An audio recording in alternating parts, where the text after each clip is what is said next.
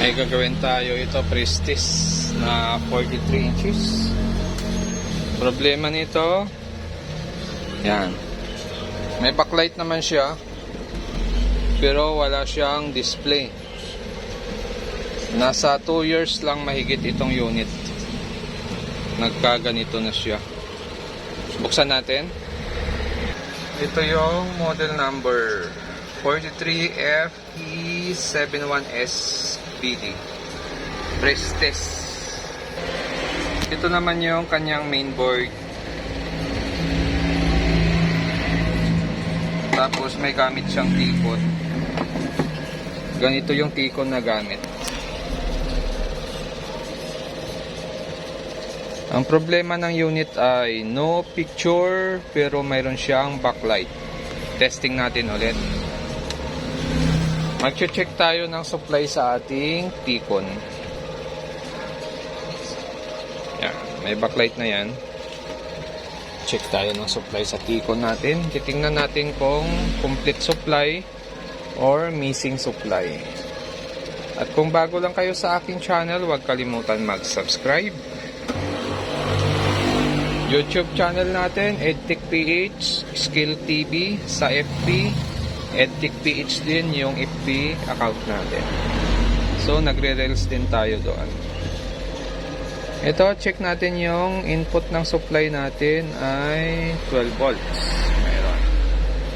Tapos, yung out niya ay mayroon din.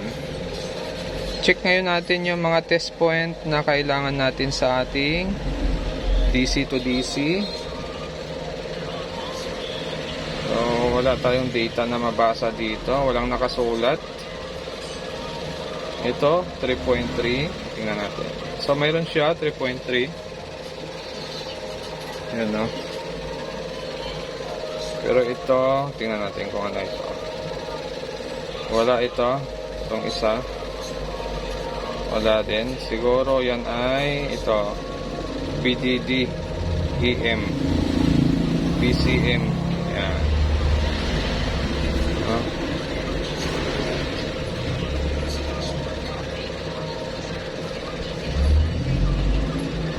Ito.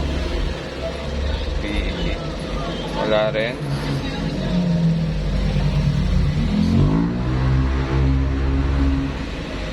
Wala rin ito.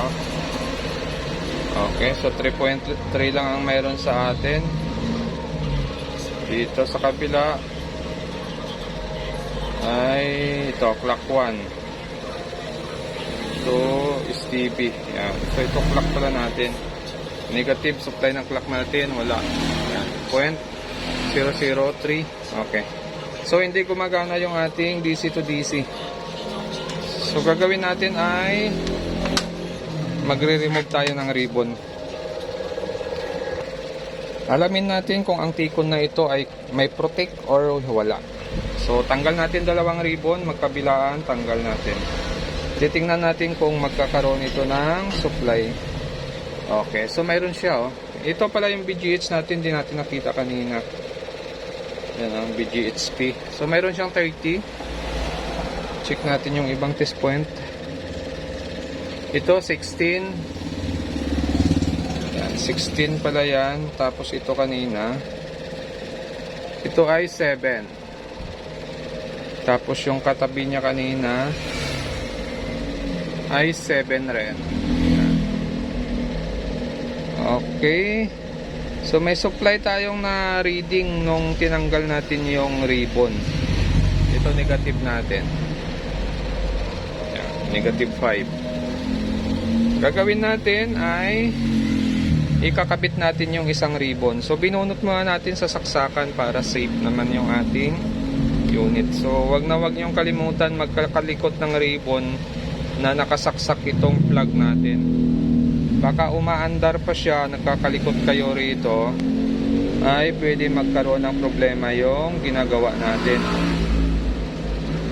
Minsan tayo yung mag-aabono sa may-ari. Yan. Check nyo mabuti ito kung tama yung pagpasok ng ribbon. Kung wala ba siyang alog. Pagpasok ba niya okay, walang galaw. Yun, okay yun. Pag may galaw, kailangan nyo talaga siyang i-align mabuti para hindi masira yung ating salamin. Kasi pag nagkamali ka dyan.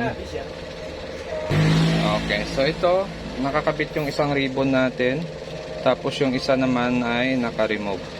Testing ngayon natin yung ating BGH na lang tayo. Ito, BGHP, kung mayroon. Pag mayroon ito, ibig sabihin, yung side na kinabit natin ay good. Yan, so good yung side na ito.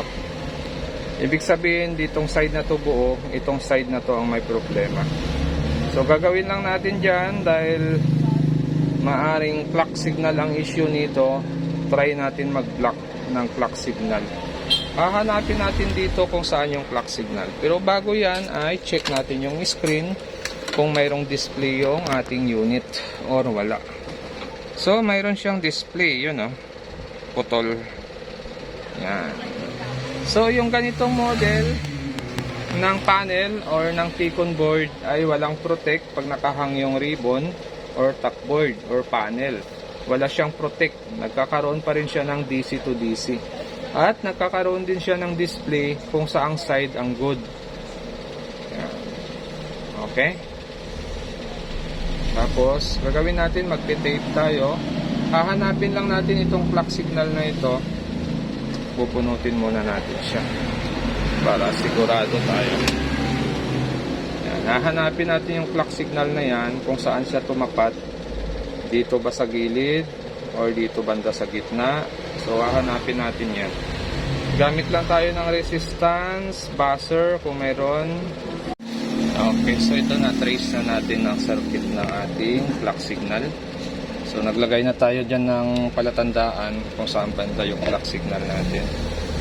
So ito yung 6 dito clock signal natin, saka yung dito sa side na ito, yan yung swapping voltage natin. So mayroon ditong circuit na 3, 4 na circuit, ibabakante dito sa kanto na ito. So pagdating dito niyan, ganun din. 4 na circuit, ibabakante rito. Tapos sunod na circuit, yung pang-5, 6, tapos plus pa yung 6 na circuit, yun yung ibablock natin dito. Titingnan natin kung magkaka-display ito. Okay, so ito nag-block tayo ng 8 pin. Tapos bakante dito ng 4 pin. So try natin ito kung hindi magpo-protect yung ating DC to DC. So pag nag-protect ito, ibig sabihin maaring hindi sa clock signal ang issue. Pero pwede ring nasa clock signal. Okay, testing natin. Saksak ko lang siya. Isaksak na natin yan. Ayan, nag-backlight na siya. Check natin kung may supply. Okay, wala. Yun wala siya. Patay siya pag nakakabit yung side na ito.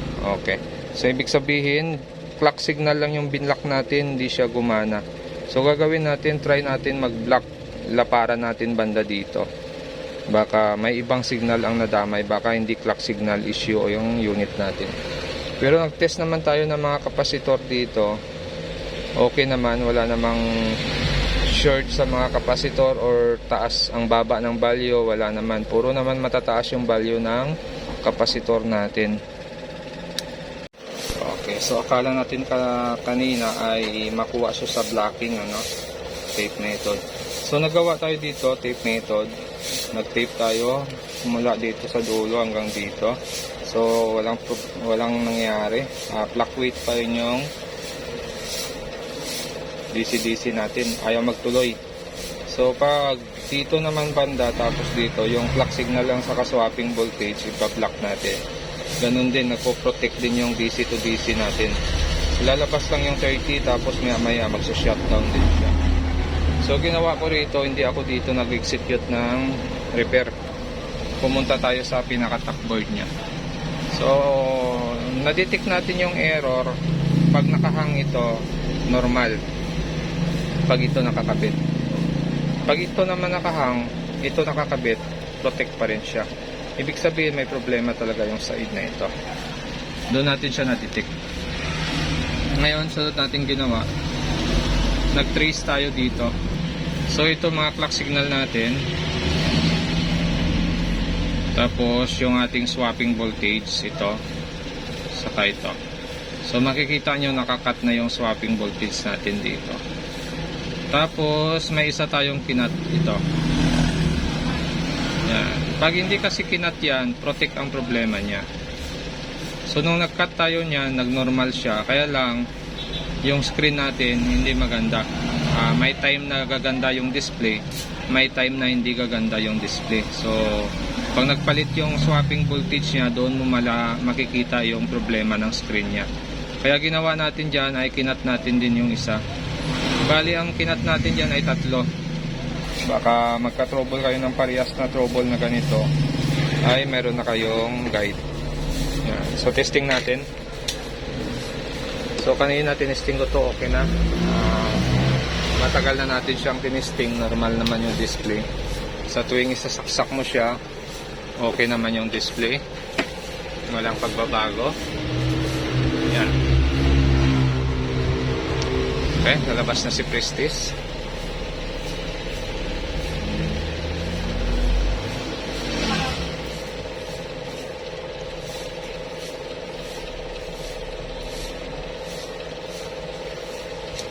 Yan, okay na siya, hindi na siya nagpo-protect.